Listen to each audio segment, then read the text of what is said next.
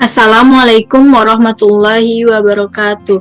Di sini kami akan mempresentasikan makalah terkait pertemuan 13, 14, dan 15 pada mata kuliah Etika Profesi Teknologi Informasi dan Komunikasi dengan judul makalah yakni Kejahatan Ilegal Konten, Cyber Espionage, Infringement of Privacy di Era Digital,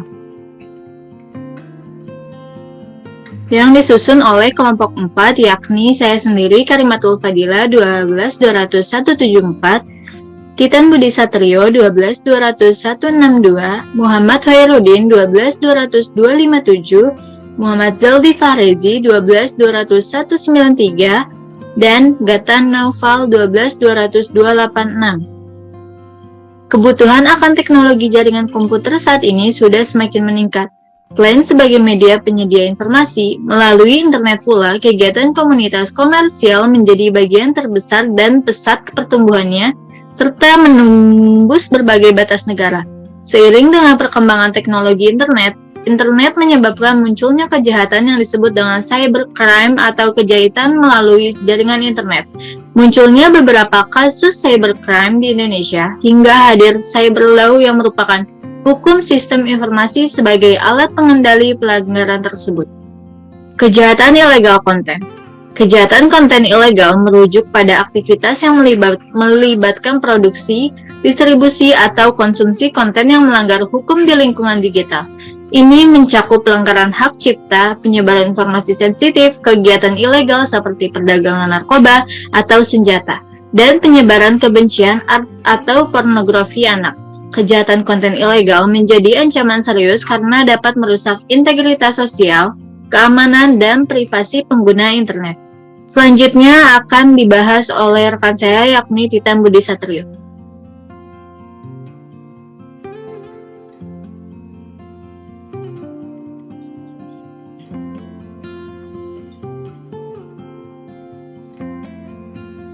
Saya di sini akan menerangkan tentang cyber espionage.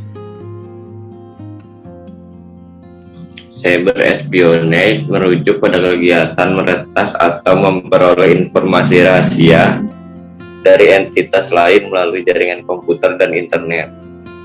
Pelaku cyber espionage biasanya adalah pihak-pihak negara, organisasi kriminal, atau kelompok teroris yang berusaha mendapatkan keuntungan politik, militer, atau ekonomi dari informasi rahasia yang mereka peroleh. Praktik ini dapat menyebabkan kerugian serius bagi lembaga negara, perusahaan, atau individu yang menjadi target serangan.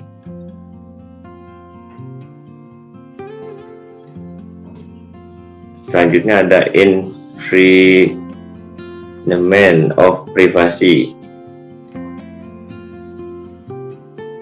Infringement of privacy atau pelanggaran privasi mengacu pada tindakan yang melanggar hak privasi individu atau kelompok organisasi dalam lingkungan digital. Ini bisa meliputi akses tanpa izin ke informasi pribadi, pemantauan ilegal, pencurian identitas, atau penyebaran informasi pribadi yang sensitif tanpa izin. Pelanggaran privasi mengancam integritas dan kepercayaan individu terhadap teknologi digital, serta dapat mengakibatkan kerugian finansial atau reputasi yang serius. Dalam era digital, kejahatan konten ilegal, cyber espionage, dan pelanggaran privasi semakin meningkat karena perkembangan teknologi dan konektivitas yang pesat. Oleh karena itu, penting untuk memiliki kerangka hukum yang efektif, kebijakan keamanan yang kuat, dan kesadaran yang tinggi untuk melindungi diri kita dari ancaman ini. Lanjut ke maksud dan tujuan. Yang pertama, agar penulis dapat menerapkan ilmu yang didapat dan mempresentasikan pembahasan illegal content, cyber espionage, dan infringement of privacy dengan baik. Yang kedua, menjelaskan apa yang dimaksud dengan kejahatan cyber yang diangkat. Lanjut yang ketiga, sebagai bukti wujud nyata dari etika dan profesi teknologi informasi yang telah penulis lakukan. Lanjut ke undang-undang yang mengatur UU Illegal Content. Di sini ada pasal 27 ayat 3 UU ITE menyebut melarang setiap orang dengan sengaja dan tanpa hak mendistribusikan dan atau mentransmisikan dan atau membuat dapat diaksesnya informasi elektronik dan dokumen elektronik yang memiliki muatan penghinaan atau pencemaran nama baik. Lanjut ada UU Cyber Espionage. Pasal 30 ayat 2. Mengakses komputer dan atau sistem elektronik dengan cara apapun dengan tujuan untuk memperoleh informasi dan dokumen elektronik. Selanjutnya ada UU Infringement of Privacy.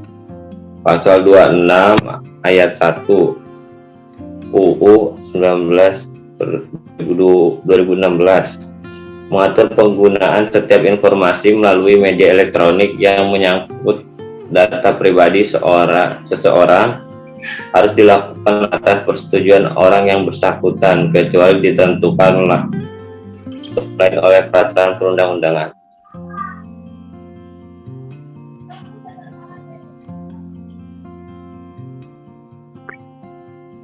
Assalamualaikum warahmatullahi wabarakatuh. Perkenalkan, nama saya Muhammad Farudin dengan nomor induk mahasiswa 12257 akan mempresentasikan selanjutnya. Untuk ini ada motif illegal content. Untuk yang pertama, satu, sebagai tindakan murni kriminal. Kejahatan yang murni merupakan tindakan kriminal yang dilakukan karena motif kriminalitas. Kejahatan jenis ini biasanya menggunakan internet hanya sebagai sarana kejahatan. Contoh kejahatan semacam ini adalah carding. Yang kedua adalah cybercrime sebagai kejahatan abu-abu. Pada jenis kejahatan di internet yang masuk dalam wilayah abu-abu, cukup sulit menentukan apakah itu merupakan tindakan kriminal atau bukan. Mengingat motif kegiatannya terkadang bukan untuk kejahatan, contohnya adalah frauding. Selanjutnya adalah motif cyber espionage. Motif terjadinya cyber espionage yaitu motif cyber espionage adalah untuk memperoleh keuntungan berupa dokumen atau data-data rahasia yang tersimpan dalam suatu sistem yang computerized yang didapatkan tanpa izin dengan memata-matai suatu jaringan komputer dari pihak sasaran. Selanjutnya adalah motif terjadinya infringement of privacy. Motif terjadinya infringement of privacy yaitu kejahatan ini biasanya ditujukan kepada keterangan pribadi seseorang pada formulir data pribadi yang tersimpan secara computerized. Apabila diketahui orang lain, data ini dapat merugikan korban secara material maupun immaterial, seperti nomor kartu kredit, nomor PIN ATM.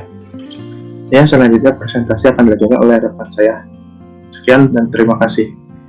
Perkenalkan, saya Muhammad Jani Farisi dengan NIM 120193. Ini melanjutkan presentasi yang sebelumnya, yaitu ada penyebab terjadinya illegal content, cyber espionage, infringement of privacy. Yang pertama, ada kelalaian pengguna komputer, yaitu merupakan salah satu penyebab utama kejahatan komputer. Yang kedua, di sini ada faktor ekonomi, yaitu karena latar belakang ekonomi yang bisa melakukan apa saja. Apabila dengan kecanggihan dunia cyber, kejahatan semakin mudah dilakukan dengan modal cukup dengan keahlian di bidang komputer saja. Selanjutnya ada penanggulangan. Yang pertama, tidak memasang gambar yang dapat memancing orang lain untuk merekayasa gambar tersebut sesuka hatinya. Yang kedua, ada proteksi gambar atau foto pribadi dengan sistem yang tidak dapat memungkinkan orang lain mengakses secara leluasa.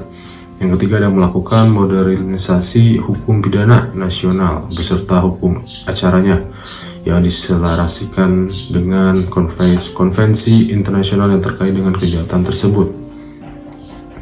Yang selanjutnya ada contoh kasus illegal content. kasus kebohongan Ramaditya, seorang blogger motivator tunanetra. Raditya, seorang tunanetra yang pernah 2 kali menjadi bintang tamu di acara yang notabene dipercaya. Yang kedua ada Kick Andy, memiliki suatu kelebihan, yaitu bisa mengoperasikan komputer dengan sangat baik dan juga pandai memainkan alat musik, menghebohkan dunia internet di akhir bulan Agustus 2010 yang lalu. Yang ketiga ada Ramaditya, melakukan sebuah pengakuan yang membuat semua netter terkejut termasuk saya. Dia mengaku kalau semua klaim selama ini atas profesinya sebagai pencipta musik game online besar di Jepang itu hanyalah sebuah kebohongan publik. Dari kasus di atas dapat dikatakan kalau seorang Ramaditya melakukan sebuah pelanggaran kode etik sebagai blogger, yaitu menyebarkan berita atau info tentang dirinya yang hanya berupa sebuah kebohongan publik yang sudah berlangsung lama. Selanjutnya ada contoh kasus cyber espionage. Operasi cyber espionage dengan botnet untuk mengganggu perusahaan di sektor media, keuangan, kedirgantaraan, dan infrastruktur penting Amerika Serikat, serta percobaan pencurian rahasia dagang dari firma klien melalui penyusupan firma software Knowledge Visma. Sekian dari saya. Assalamualaikum warahmatullahi wabarakatuh. Nama saya Gatan. Saya akan menjelaskan contoh kasus invasion of privacy. Yang satu, pelanggaran terhadap privasi Tora Sudiro. Hal ini terjadi karena wartawan mendatangi rumah tanpa izin dari Tora. Pelanggaran terhadap privasi Abu Rizal Bakri. Hal ini terjadi karena publikasi yang mengeliorkan pandangan orang banyak terhadap dirinya. Pelanggaran terdapat privasi N. Surya dan Bunga Citra Lestari. Selanjutnya,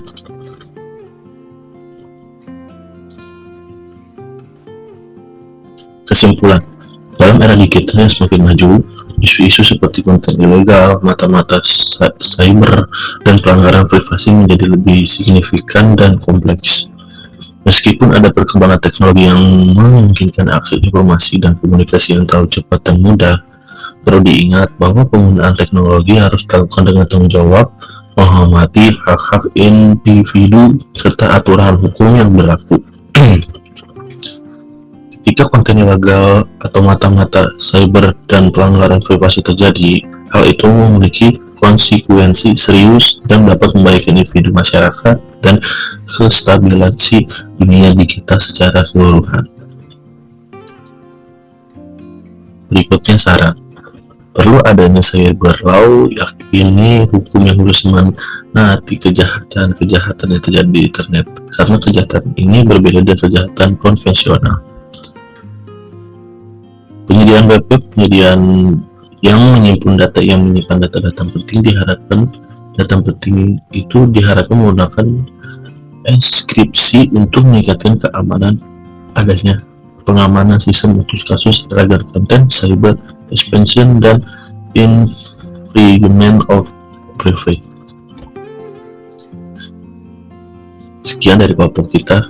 Wassalamualaikum warahmatullahi wabarakatuh. Terima kasih.